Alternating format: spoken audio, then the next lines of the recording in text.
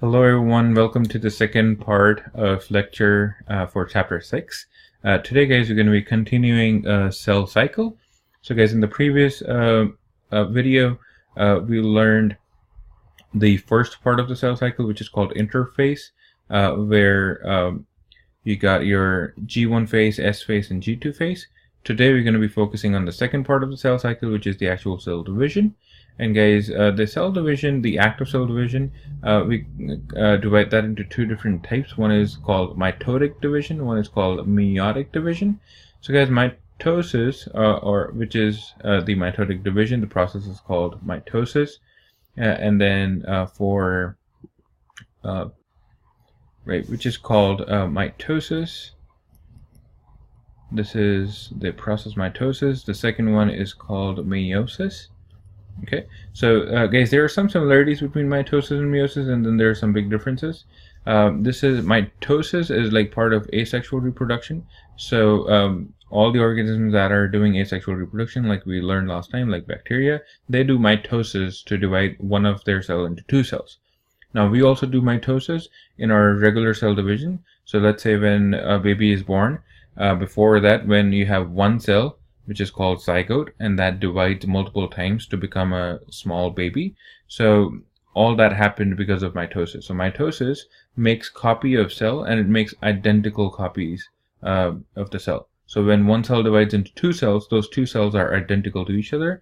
That's why you see mitosis produces two identical daughter cells. Whereas guys, meiosis, there's a different reason why meiosis happens in the cell.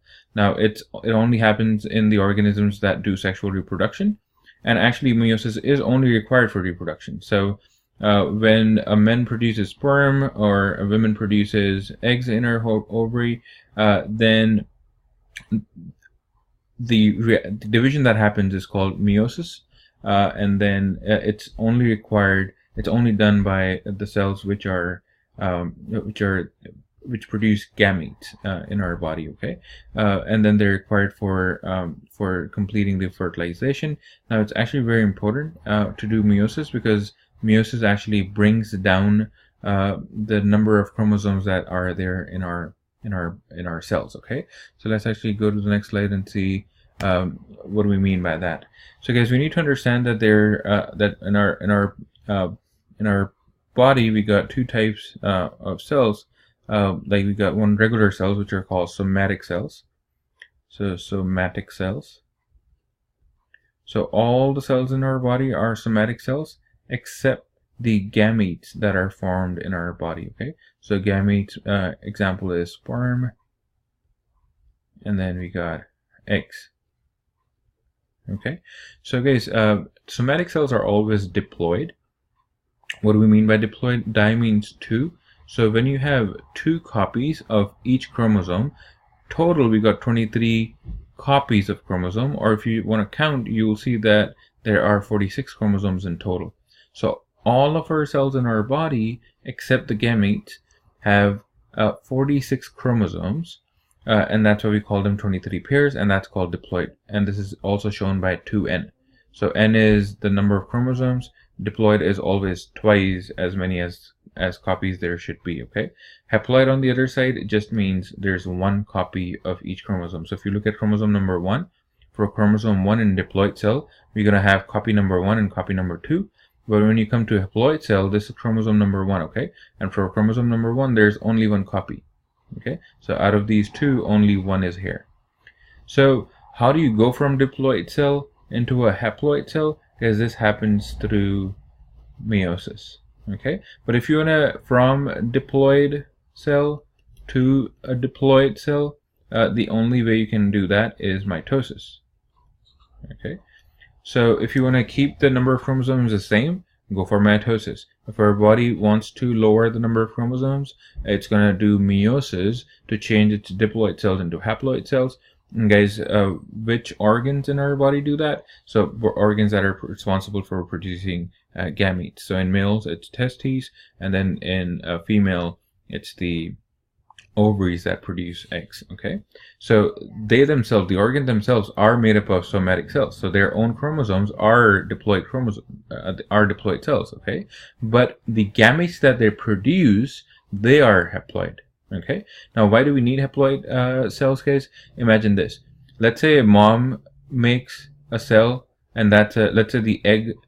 Imagine if the egg was diploid and the sperm was also diploid, they both will combine and then produce a baby which now has 4 copies of chromosome. We don't want that, right? Because every time, then each generation number of chromosomes will just keep going up, right? So it will double every time. So that cannot happen. Okay, so that's why it's important that when 2 cells have to combine to make 1 cell, so if you want to combine sperm and egg to make a zygote, it's required that sperm should only bring 1 copy and the second copy should come from the egg, so that the new cell which is going to be made from here, which is called a zygote. So when the zygote is made, it makes sure that zygote only has 2 copies for each chromosome. So sperm brought 1 copy, and then the egg brought 1 copy, and now zygote has 2 copies. Okay, so that's the purpose of doing meiosis. And there also one more thing that I'm going to learn about meiosis at the end, that it gives more chances of recombination by doing crossing over. We'll talk about that later. Okay, so first, guys, we're going to focus on mitosis, which makes identical copies. Now, guys, in this, you're responsible for knowing the different phases that exist. So we got to learn that in mitosis we got these different phases, and we got to know what each phase is called and what happens in each phase. Okay, now you can remember this as PMAT. So P for prophase, M for metaphase, A for anaphase, T for telophase. So if you want, you can remember this as PMAT to remember the order. It's important that you remember the order. So guys, right after the interphase, when the raw material for cell division is collected, and then all the material is doubled, your DNA is replicated in the S phase. So everything has been doubled, and now is a turn when your cell is going to divide into 2.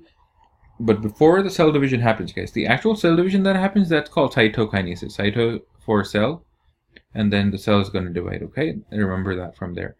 That's the actual division of cells. So let's say you got like a big cell, and you wanted to cut it into half. That's what cytokinesis does. Okay, but when you have your cell and there's your nucleus inside, which is holding all your chromosome. Let's say it's all not condensed, so it's like a chromatin. So this right here, this is chromatin. This is your DNA, which is not condensed. Okay, it's called chromatin right here. So this chromatin first, when this has to divide, when this has to go from 1 cell, so when this cell will divide, before that, half of the content, half of the DNA needs to go one side, and the half DNA needs to go on the other side.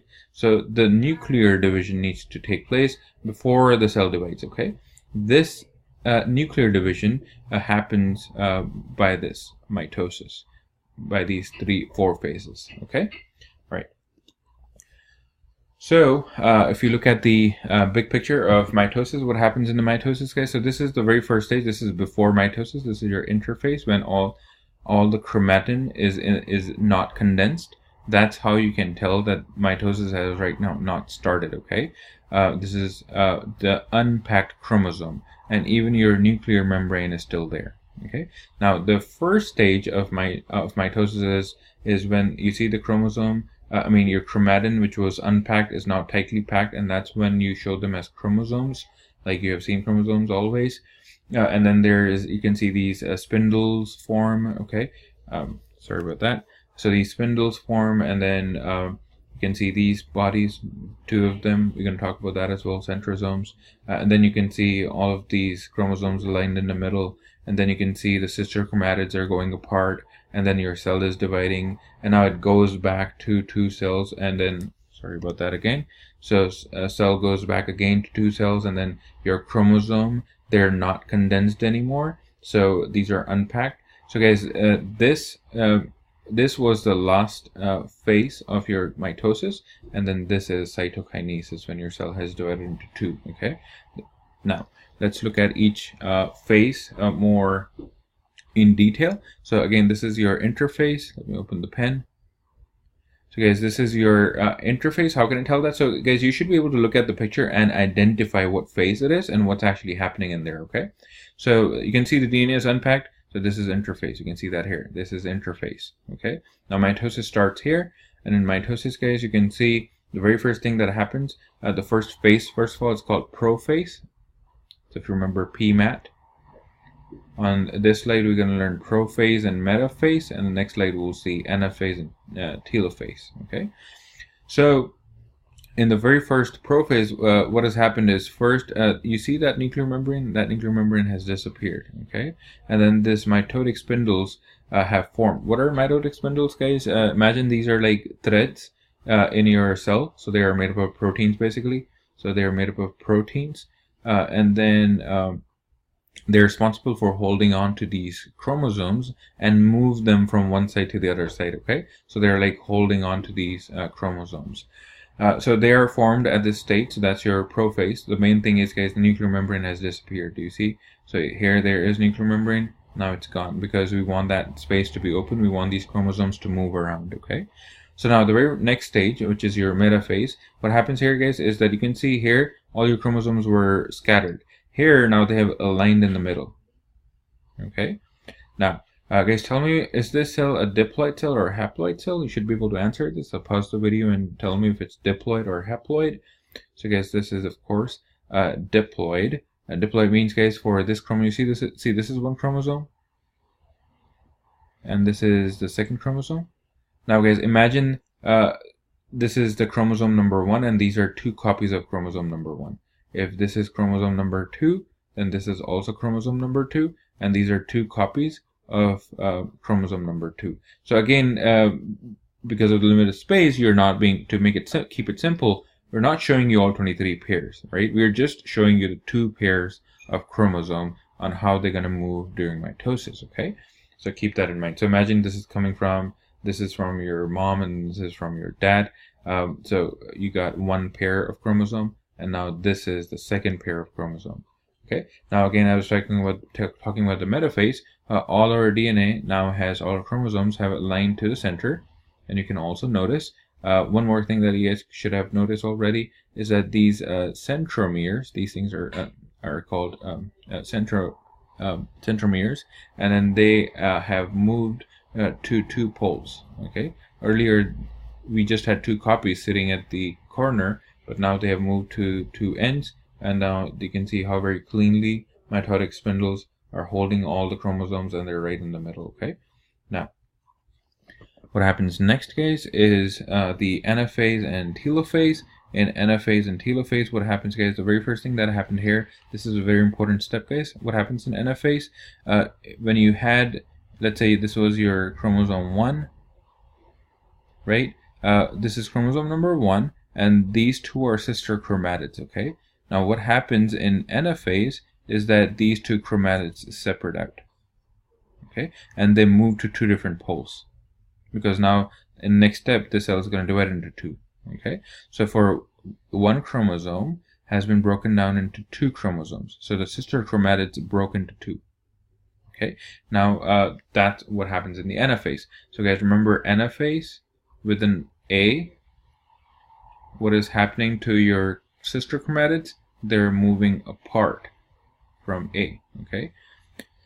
Next, what happens in the telophase, guys? In telophase, again, your cell starts pinching, so your cell membrane starts pinching, and it's going into cytokinesis. And then, important thing that you can notice here is that, guys, the cell membrane is, not cell membrane, the nuclear membrane is back, okay? That's the most important thing that happens here. And then you can also see that the chromosome has started decondensing because the nuclear membrane is back. You can see the cells are now look like they're going to divide into 2 cells. And then cytokinesis happens, guys. So this very last step, this is cytokinesis when you got 2 separate cells. So this is the result of cytokinesis. Right. Now, the important thing, guys, to remember is that in mitosis, you start with a diploid cell, and then you still have a diploid cell. You got 2 diploid cells. So this is diploid, and this is also diploid. and you started with diploid cell. So this was a diploid cell. I'm sorry about that. Okay. Sorry. This went too far. Okay. So we should know that this right here is also diploid. Okay. So we got identical two cells, and that's the end of mitosis. So mitosis was pretty straightforward. Now guys, let's see what happens in meiosis. Okay, meiosis is a little different, and you guys remember why we do meiosis? Because we want to reduce your diploid cell into a haploid cell, because we want to make gametes, which will later fuse, as you can see in this image. What's going to happen next here is that your this is, let's say, this is the mother 2N. So here they're showing you this is 2N diploid. This is from father diploid. Okay, meiosis happens, and you made haploid egg from mom, and then you made haploid sperm from the father, and now you see it says N N N. So these are haploid. Okay, so there's only one copy of chromosome number 1. So you go from number 1 to chromosome number 23. We just got one copy for each chromosome when you make gametes.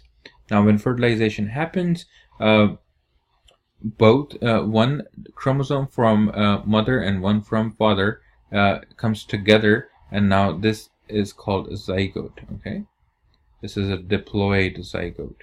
So why was meiosis important, guys? Meiosis was important because you had to make a haploid sperm and egg, otherwise you'll have 2N and 2N here, and then that's going to result in 4N. So what's going to happen, guys? Your zygote now has 4N, whereas actual mother and father had 2N, 2N. So that means every generation you're going to have double the chromosomes, and that is not going to work. Okay. Now, guys, tell me, if you made a diploid zygote, what will you do to make a diploid offspring? You see, this was diploid and this is diploid, so that means we need to do mitosis here. So we need to produce identical cells, and you guys can see how one cell divides into millions and billions of cells, and then you make an offspring. Okay, and that happens because of the mitosis. Right.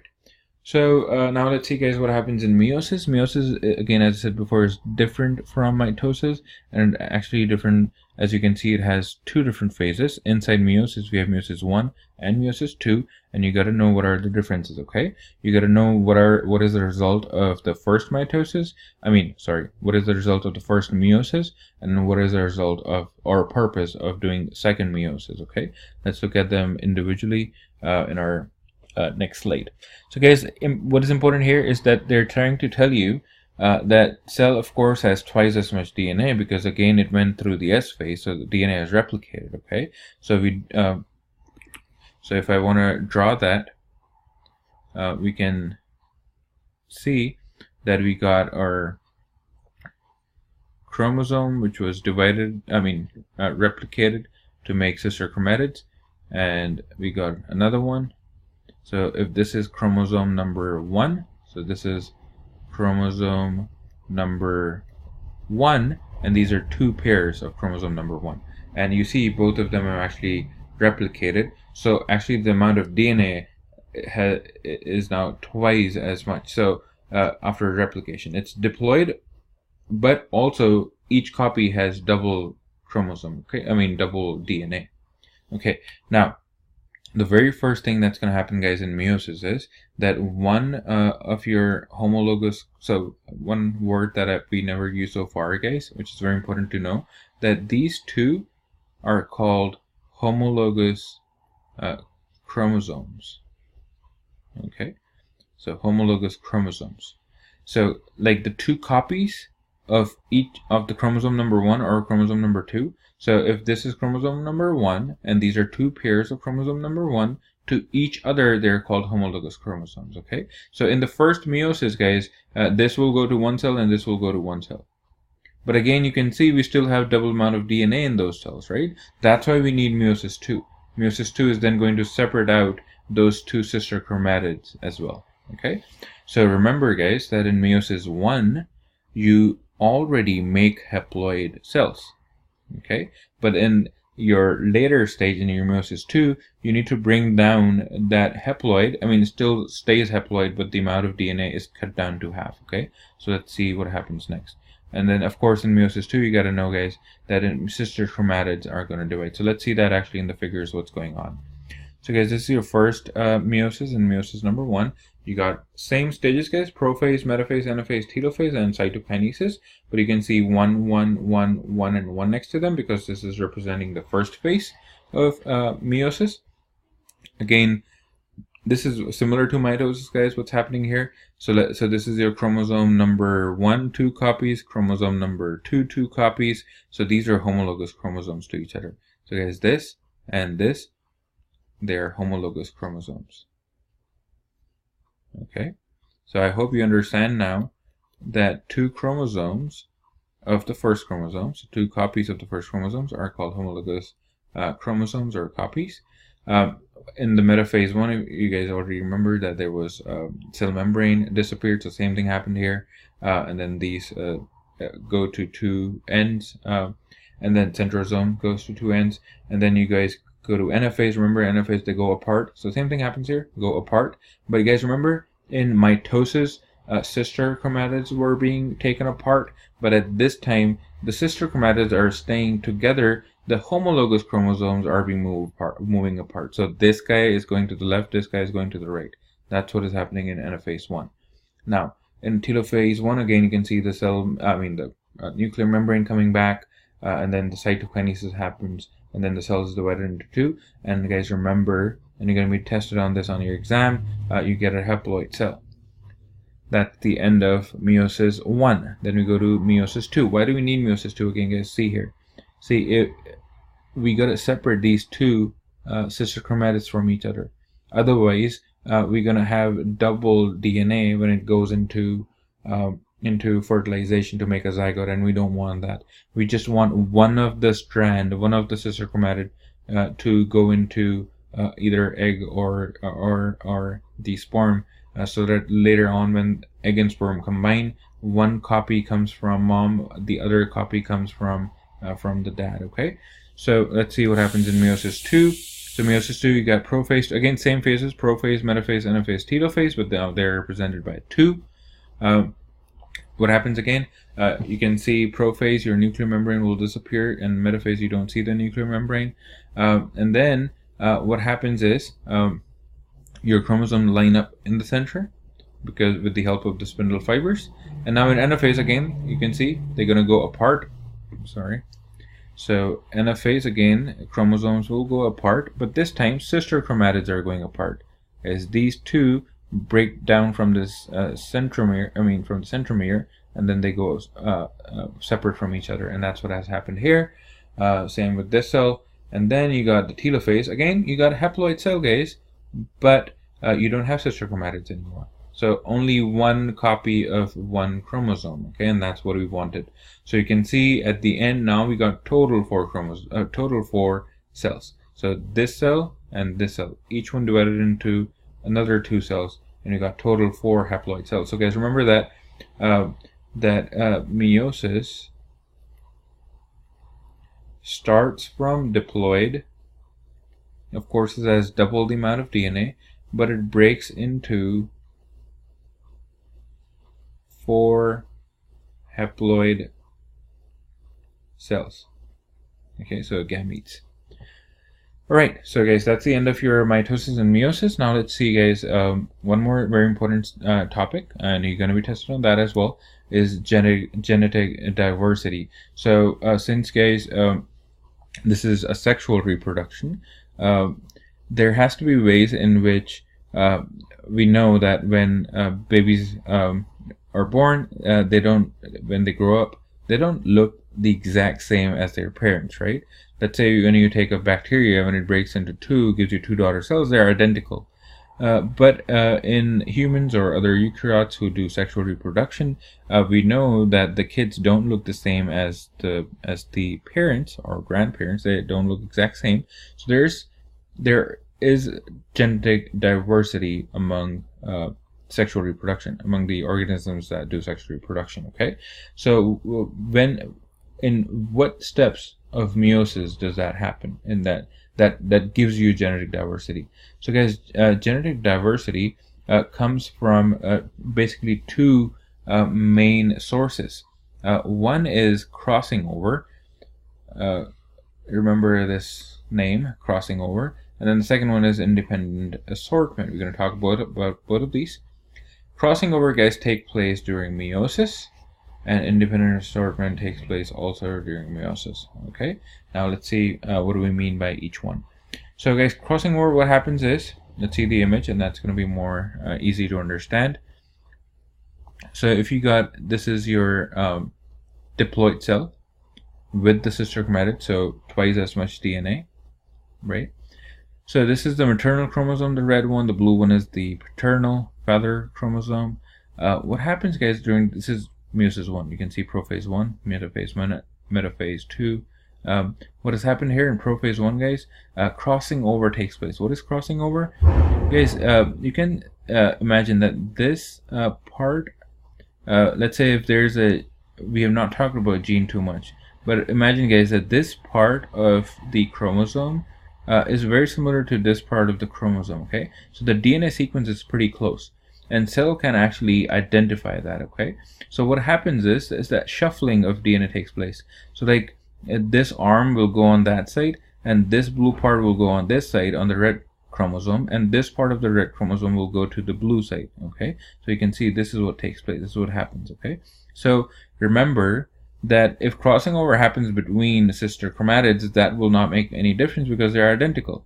But is this chromosome identical to this chromosome? No, they're not. Their sequences, the DNA sequence can be different, okay? And that's why there could be a gene here which is responsible for making a protein. There could be a gene here responsible for making the same protein, but maybe a little different version, okay? So if some part of this DNA goes to this part and some part of this DNA goes to this chromosome, it does cause a recombination, okay? A new combination is made. So that's what you can see here, guys, is happening in the metaphase 1. And then, guys, you can see later in later stages of meiosis, you guys can see this is the red chromosome, but it has a small blue arm. This is the blue chromosome, which has the small red arm, okay? So now what has happened, guys, now this cell is now, you can see the cell that you have made here, or the cell that you have made here, is actually different from this cell, because this cell just had either total red or total blue chromosome, okay? So when this chromosome is now broken down into two chromosomes, the sister chromatids go apart. You can see the first one is just a red one, like mother, but this one that you can see is actually has a recombination with the result of crossing over. So this process is called crossing over. So now you can see this chromosome that was made is actually recombined chromosome. It's different from the original, okay? Also, you can see this one is different from the original, okay? So this is one way how genetic diversity can be included when reproduction happens, okay? Now we'll see the second example, the second method by which genetic diversity happens. So genetic diversity, guys, can also happen because of independent assortment. What does independent assortment mean? So guys, independent means one event does not depend on the second event. Okay, give me a second, guys, gotta change that. Independent will mean that one event is not dependent on the second event, okay? Or what basically here what it means is that the movement of this chromosome is independent from the movement of the second chromosome, or you can say that all 23 chromosomes that are there in a cell, they're all independent from each other. So their assortment is independent. So if you look at this example here, guys, so this is your option number A, this is your option number B. Let's see the option A. So you got your mother, if this is the mother chromosome, and this is coming from the father, paternal chromosome, and this is your chromosome number 1, 2 copies, chromosome number 2, 2 copies, okay? So what has happened, this is the first version, guys, so this is the metaphase of meiosis 2. So what has happened here? This example is showing you that this chromosome and this chromosome, first copy of chromosome 1, first copy of chromosome number 2 ends up here. So the mother copies. And then this one is when this cell gets the father copy of chromosome number 1 and the father copy of chromosome number 2, and you make this combination, okay? And then after the second stage of meiosis, this is one combination that is possible, and this is the second combination that is possible. Okay, so of course, what has happened here, guys? This is your meiosis 2, right?